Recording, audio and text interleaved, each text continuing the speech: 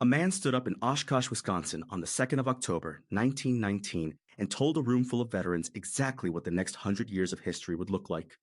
Almost nobody remembers his name. Today, we are examining General Charles Ruggles Boardman, the man who formed and trained the famed 32nd Red Arrow Division, who helped found the American Legion in Wisconsin, and who, according to the research compiled by the post-70 historian, gave Americanism its most precise and intellectually serious definition. By the end of this episode, you will understand where that definition came from, why it mattered then, and why the Cook and Fuller families are inseparable from that story. I am joined by my colleague who has spent considerable time with this research, and I want to go straight to the beginning. Who exactly was Charles Ruggles Boardman? He was born on the 28th of October, 1860, in the town of Empire, Fond du Lac County, Wisconsin. The post-historian notes the irony of the name. Empire, Wisconsin was no empire at all, a small farming township carved out of Yankee migration and frontier optimism. But it was the center of a world shaped by the memory of a war that had ended only months before his birth, and by the intellectual storms that preceded it. And his family background was quite layered, wasn't it? His father was a Civil War officer, his mother's family politically prominent. Exactly. His father, Colonel Napoleon Boardman, had come west from Vermont carrying what the post-historian calls the habits, prejudices, and civic religion of New England Protestantism. His mother, Mary Talmadge Boardman, descended from the Talmadges of New York, reform-minded, politically connected, steeped in the moral vocabulary of the antebellum republic. Her own father was a United States Senator and Territorial Governor, Nathaniel P. Talmadge. So this was not a wealthy household, but it was, as the post-historian puts it, rich in something more enduring. The conviction that the Union had been saved through sacrifice, and that the next generation must be worthy of the one that had bled for it. And Wisconsin, in the 1860s and 1870s, the Civil War wasn't past, it was present. That is precisely how the post-historian frames it. Veterans filled the county courthouses, the churches, the newspaper offices, the school boards. The Grand Army of the Republic was becoming the most powerful civic organization in the North, and its rituals and commemorations formed the civic calendar of Fond du Lac and Oshkosh. Young Charles grew up watching men who had marched with Sherman or fought at Shiloh take the podium on Decoration Day, their voices trembling as they spoke of comrades buried in Southern soil. He learned early, the post-historian writes, that citizenship was inseparable from service. Now, before we get to his military career, the research makes a rather arresting intellectual argument about the ideas that were circulating in that era, specifically around evolutionary theory and how it was being misused. In the decades before the Civil War, Southern academics, figures like Josiah Nott and George Gliddon, had advanced theories of what they called polygenism, claiming that different races were separate creations, unequal in capacity and destiny.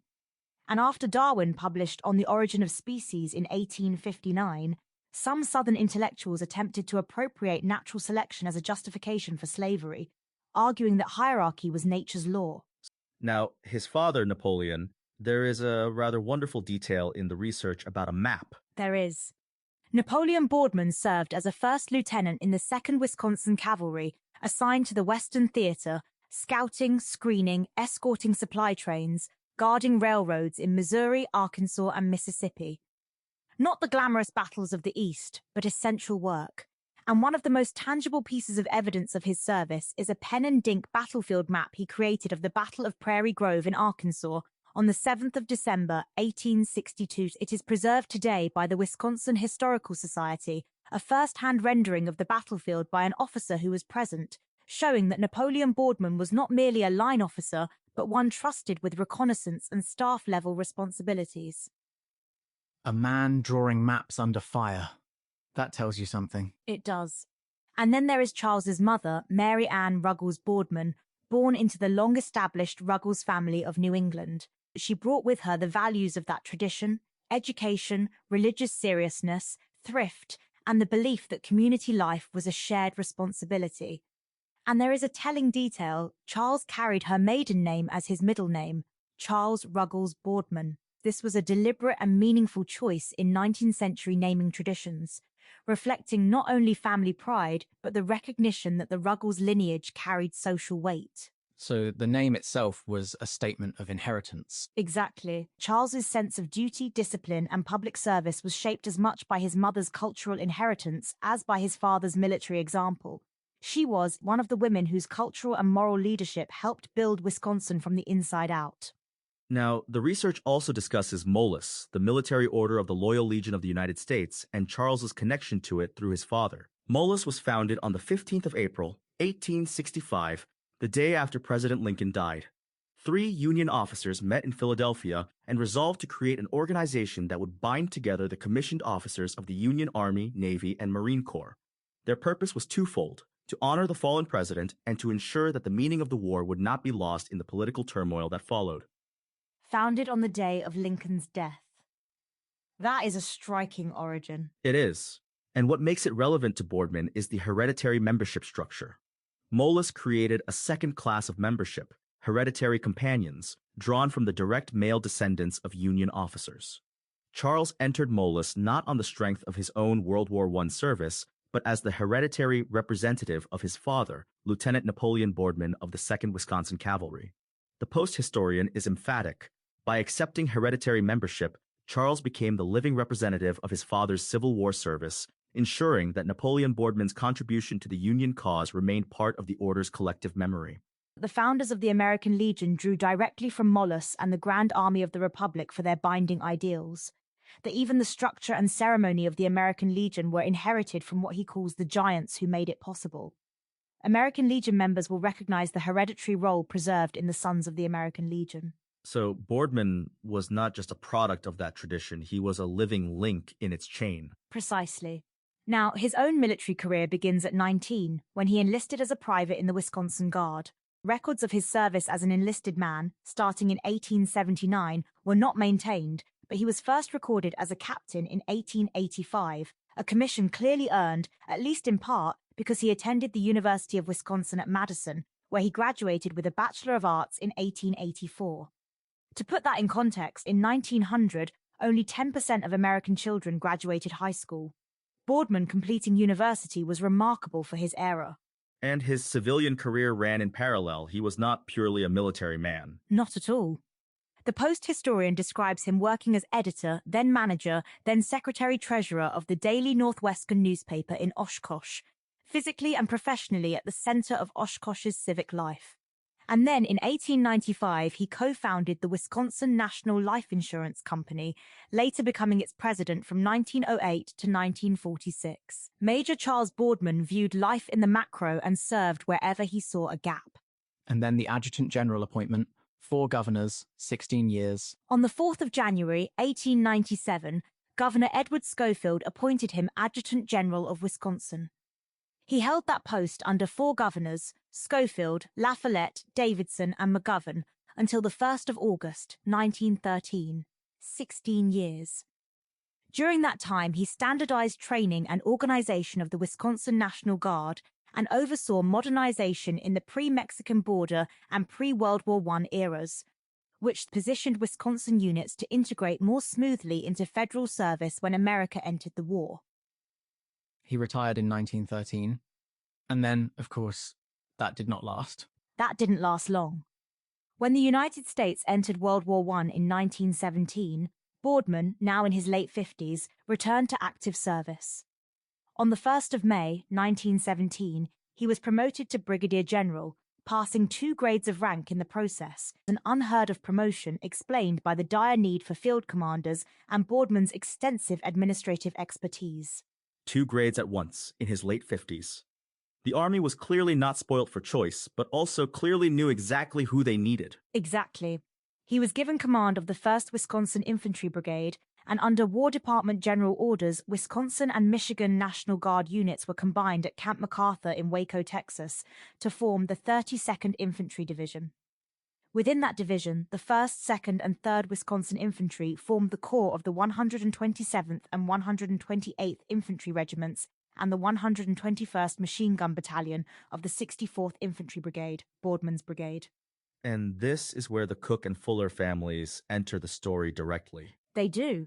Among the men of Boardman's brigade were Arthur Cook, the brother of Atlee Hiram Cook, for whom Oshkosh Post 70 is named, and Earl Fuller, whose son, Earl Bryce Fuller, is the other namesake of the post.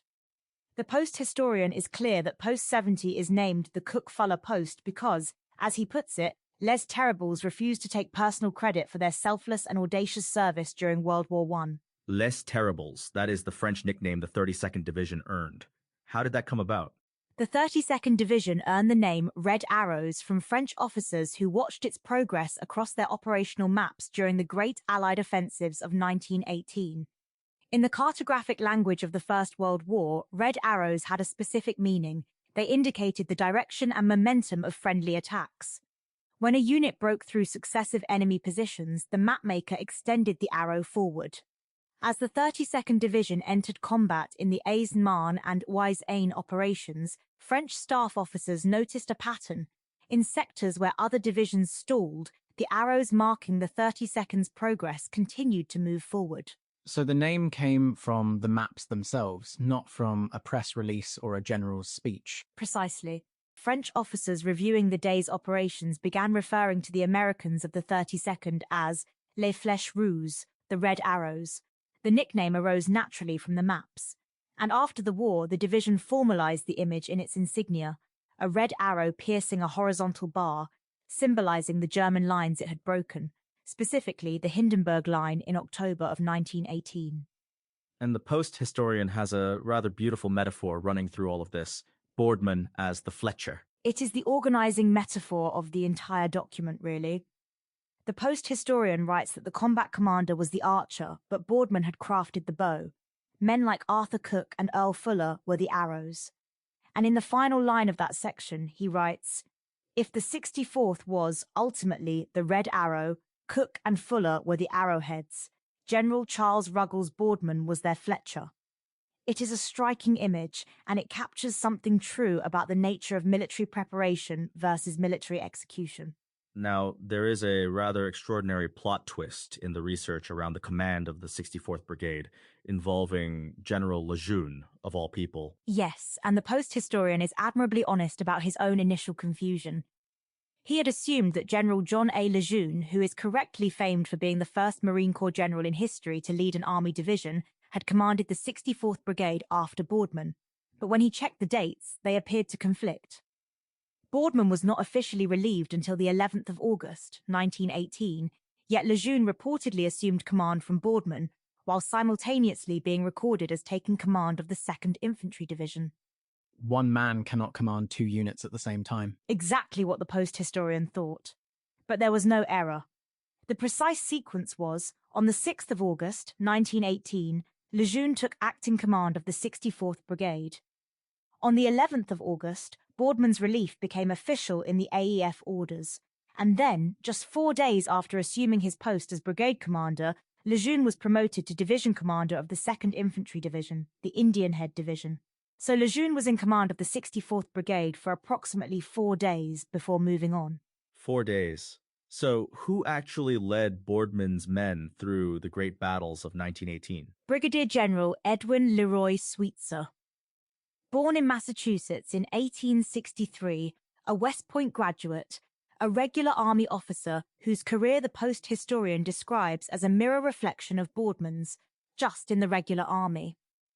It was Sweetser who led the 64th Brigade into its first major combat operations, at Juvigny, where the 32nd Division broke through German positions that had resisted repeated French assaults, through the Oise-Aisne offensive, and into the Meuse-Argonne, the largest American battle of the war.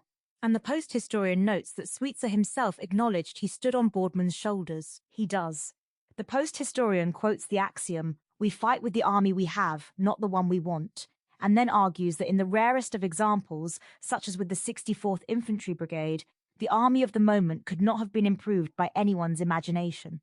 Sweetser entered combat operations with, as the post-historian puts it, the army of his dreams, because Boardman had built it. Now, Boardman was relieved on the 13th of August, 1918, and received an honorable discharge. And then he came home to Oshkosh.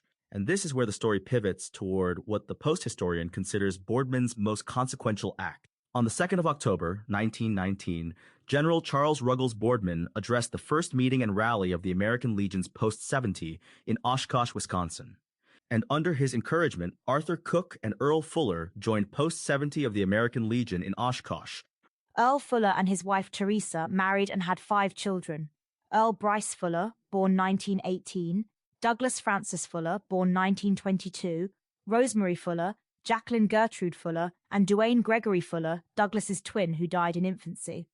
The Post historian notes that all 4 of the surviving Fuller children would go on to battle during World War II. So the Cook-Fuller Post is not named for abstract heroes. It is named for families who lived the warning Boardman gave in 1919 and then answered the call again 20 years later. No history of Oshkosh Post 70 could be considered complete or correct without acknowledging Les Terribles and the general who destined them for what he calls eternal martial fame. The Post historian's dedication is explicit. This report is dedicated to the memory of Brigadier General Charles Ruggles Boardman, who died on the 12th of September, 1950, in Oshkosh, Winnebago County, Wisconsin, at the age of 90, and is buried in Riverside Cemetery. 90 years old. He lived long enough to see the Second World War, the beginning of the Cold War. May God give rest to the eternal soul of Wisconsin's beloved Fletcher.